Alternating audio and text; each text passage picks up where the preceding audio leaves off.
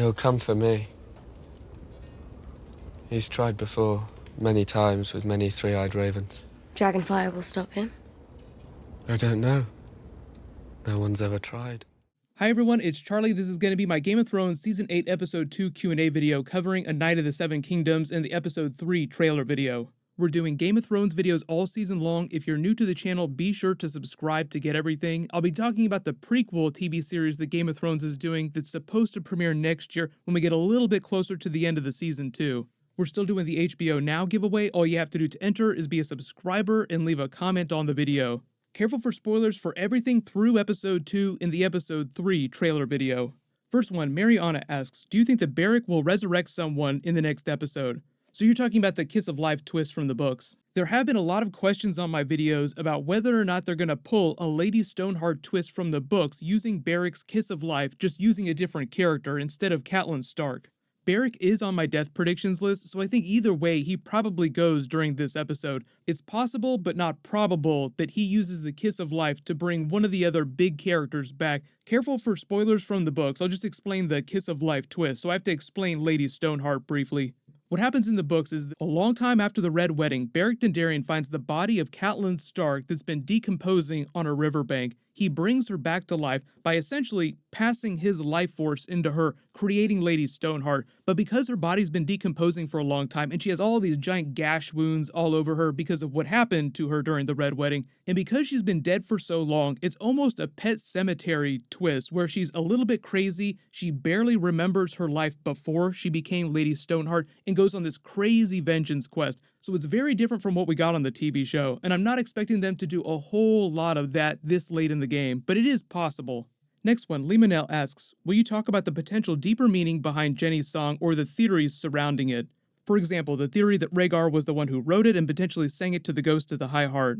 So yes, there is a lot of deeper meaning to Jenny's song, but the TV show added some of their own lyrics to it. The song itself is actually supposed to be about the tragedy at Summerhall where Aegon V and his entire family died in a fire. But because of the way they use the song with the Jon Snow Daenerys reveal at the end of the episode where he tells her the truth, a lot of the deeper meaning of the song foreshadows what might end up happening between the two of them later this season. Jenny of Oldstones was a commoner who fell in love with the crown prince of Aegon V. His name was Duncan Targaryen. He was named Duncan the Small after Aegon's best friend, Duncan the Tall. Remember, the title of the episode was A Knight of the Seven Kingdoms, all about Brienne being knighted by Jaime. A Knight of the Seven Kingdoms is the name of the book compendium of the tales of Duncan Egg, Duncan the Tall, and Aegon V. So it gets really meta, but what happened is that Duncan, when he fell in love with Jenny of Oldstones, was forced to give up his crown in order to be with her, which he did. So a lot of people wondered if that meant that Jon Snow would give up his claim on the Iron Throne to be with Daenerys. But here's the twist. I think that implies more about what Daenerys is going to give up to be with Jon Snow, like the person that she truly loves, because she's the one that wants this thing so badly. Jon Snow never wanted the Iron Throne. Kit Harington in real life after the episode was saying, Jon doesn't bloody want any Iron Throne or any crown. So it's not so much about him giving things up. That wouldn't be very meaningful because he'd do it in a second. He hasn't even asserted any potential claim to the Iron Throne to begin with.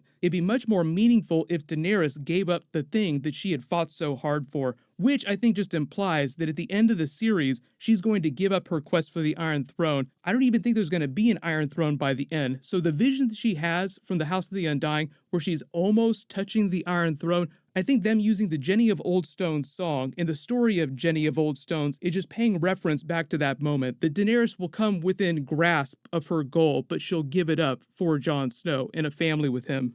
There are a lot of people that are wondering if it means if Daenerys is going to sacrifice her life to save Jon Snow, the person that she loves, but I don't think we should take it that far. I think this is more just about the Iron Throne, because for her, that's her endgame at this moment, but she's in love with Jon Snow. She might potentially get pregnant with his child, so that would complicate matters. There's still a lot of big twists with their situation that they could throw at us in the next couple of episodes. Hopefully that explains a little about Jenny's song from the books, but remember, the TV show created those lyrics, so those lyrics aren't from the books.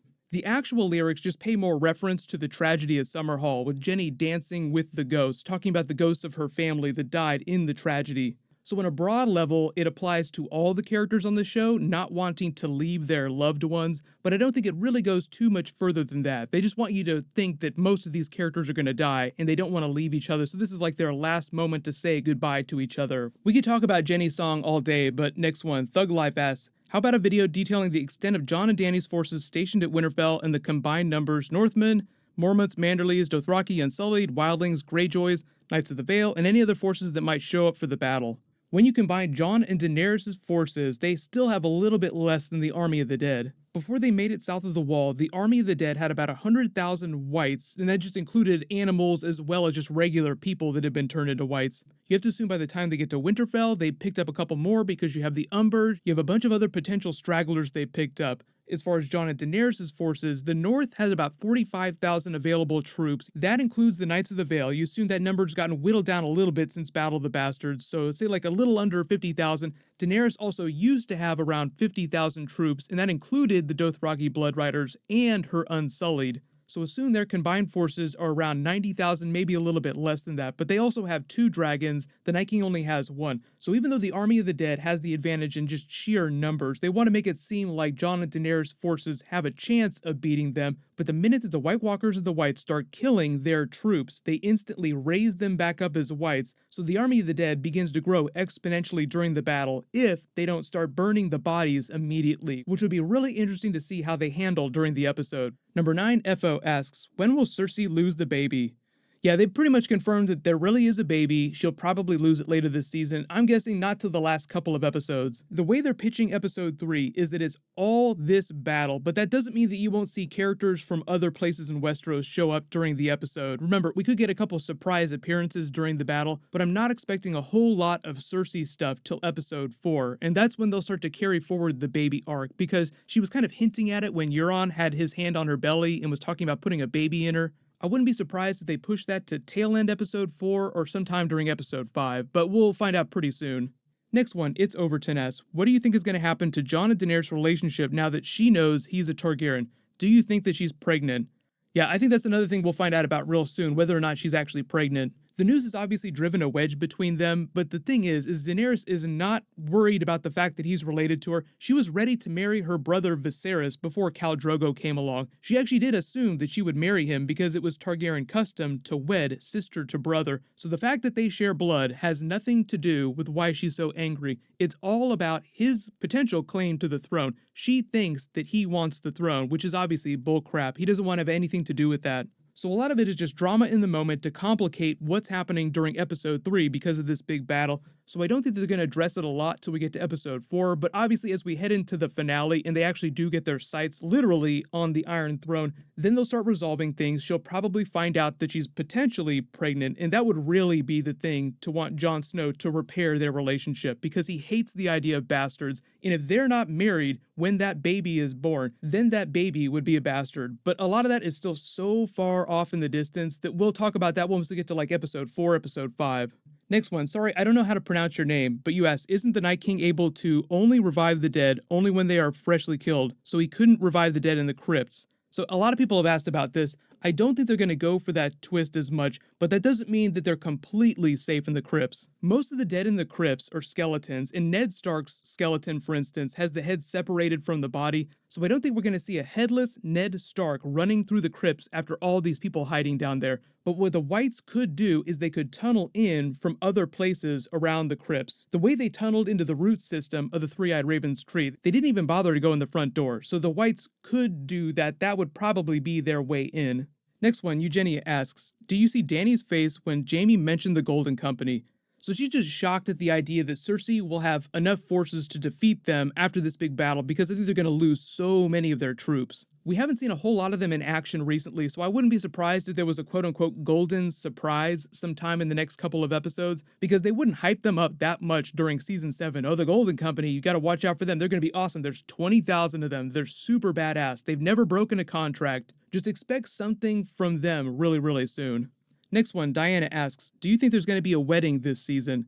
So I don't know if we have enough time for an actual wedding, if they do like full Return of the King, Lord of the Rings style with Jon and Daenerys, but I think they're hinting at that. If they both survive, I think that they just imply that in the future, that's what they're going to do. Like I said, Jon Snow hates the idea of bastards. If she potentially becomes pregnant with his child, he would feel honor bound, Ned Stark style, to get married to her, regardless of what kind of drama's between them at that point.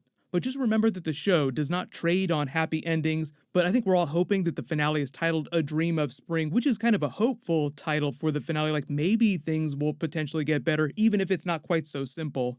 Next one, Bad Spy asks, where's the best character in all of Game of Thrones history? I mean, we didn't even see him much last season.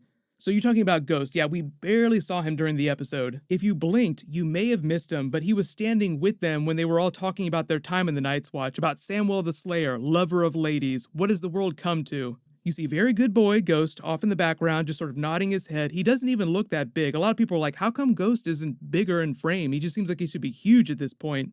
I think this is the show saying that we just couldn't figure out a really easy way to do this. They've never been good with the visual effects of the direwolves, so they've completely avoided them in favor of the dragons. I'm assuming the Ghost will be present during the battle. Maybe they'll have him do something cool. My expectations for that are low. Next one, Quandra asks, do you think we'll see any of Bran's warg powers in episode 3? Maybe Jon doesn't ride a dragon and Bran wargs into it. I would love that twist.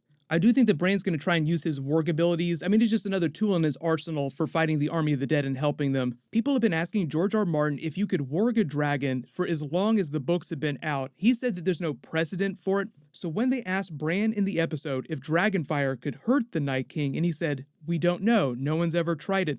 I think that was a bit of a wink to the idea that they're going to try a few things that no one has ever tried before with his abilities during the episode. So yes, high probability that he tries to warg one of the dragons during the episode. We'll see if he does, how successful that winds up being, because I don't think that any of the battle is going to go the way that he thinks it will. Thank you so much for submitting questions, everyone. These are always fun to do. I'll be doing these for all the episodes this season. There's so much stuff happening this weekend. Avengers Endgame is coming out. I'll be doing videos for that. Obviously, my episode 3 video will post Sunday night. Leave all your requests for other bonus videos in the comments below. Congratulations to the winner from the last big giveaway, Vance Wallace. Please email me on the About page of my channel so I can get your details. While you wait for everything, click here for my Game of Thrones Season 8 Episode 3 trailer video, and click here for my Season 8 Episode 2 video. Thank you so much for watching. Everybody stay awesome. I'll see you guys tonight.